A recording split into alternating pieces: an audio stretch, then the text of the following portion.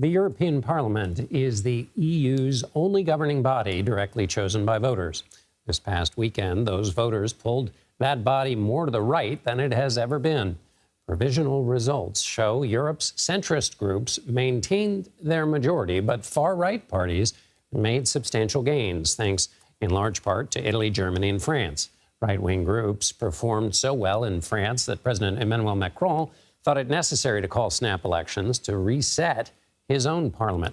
He told the French people Sunday, quote, "The rise of nationalists and demagogues is a danger for our nation and for Europe. After this day, I cannot go on as though nothing has happened." Sarah Wheaton joins me now from Brussels. She is the chief policy correspondent for Politico Europe. Thank you. Thank you so much for joining us. So the centrists are still in power, but what does it mean to have a stronger right-wing presence in the EU? And what does it mean in terms of policy? What is that really all about when it comes down to it? Well, so as you said, the centrists are still in power, but the kingmaker will change. So you used to have a coalition, a bit hard to imagine from an American perspective, but you used to have a coalition of the center right and the center left doing most of the governing, and a truly centrist party was kind of the kingmaker. Now this big center right party is not only the biggest party, but is essentially the kingmaker, and they will be able to some extent, choose whether they team up with the far right, with parties associated with Italian Prime Minister Giorgia Meloni or France's Marine Le Pen, or if they do decide to team up with the more traditional left. And what we're already expecting is some big dialing back of climate ambitions. So, for example, Europe was moving forward with a ban of the internal combustion engine in cars by 2035, and major power players are already saying that they're planning on ending that plan. And so what's driving that? Is it just purely the economy? And let me throw immigration in there as well. What's driving this response from the voters? Well, those two things are intertwined. You know, this European Parliament was last elected 5 years ago. We've been through the pandemic, the war in Ukraine.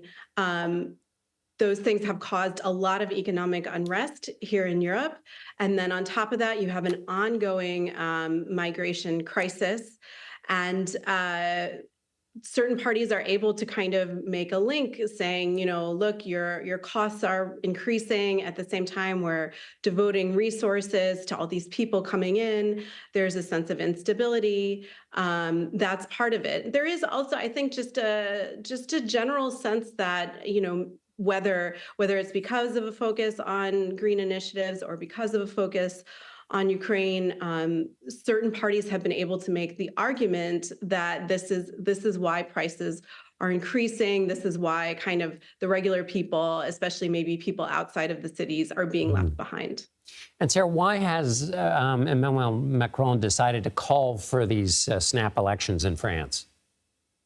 He's taking a big risk. Everybody's kind of comparing it to two different things.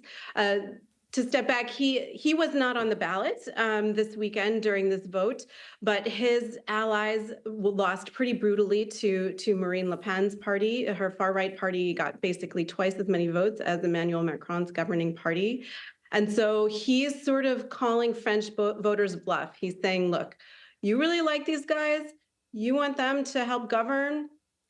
Let's see. So he's giving Le Pen's party essentially 3 weeks to make their case. He's betting that voters will say, actually, no, never mind. We don't really want that. Now, Mr. Macron, let's keep your party in charge. Or some speculate that maybe he's saying, okay, I will share power with Le Pen's party. You can see how much you really like it when the far right governs.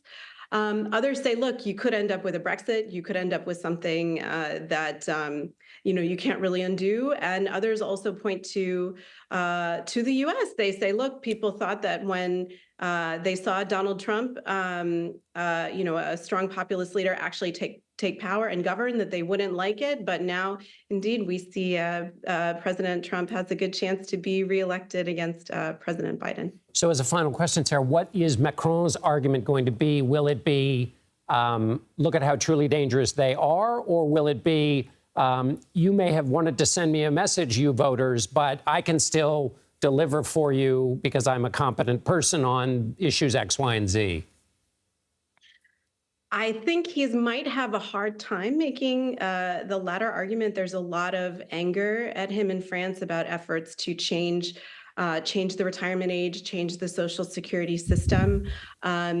They're not, they're not really seeing changes on issues like migration. There's a lot of social unrest in that department as well. And so I think he will indeed need to make arguments about, democracy, about being a part of Europe, and challenging Le Pen and her party's ability to govern.